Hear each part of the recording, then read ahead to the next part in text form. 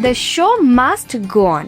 শিল্পীদের জন্য এই কথাটির অর্থই হলো যত বাধাই আসুক, মঞ্চের পারফরমেন্স থামানো যাবে না।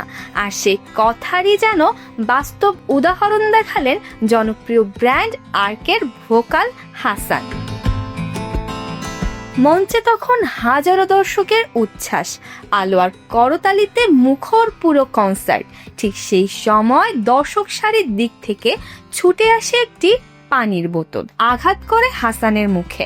মুহূর্তের জন্য থমকে যায় পুরো পরিবেশ, কিন্তু আঘাত পাওয়ার পরও তিনি গান থামাননি। অসাধারণ ধৈর্য ও পেশাদারিত্বের সঙ্গে চালিয়ে যান নিজের। ঘটনার ভিডিও ছড়িয়ে পড়ার পর সামাজিক যোগাযোগ মাধ্যমে শুরু হয়েছে ব্যাপক আলোচনা।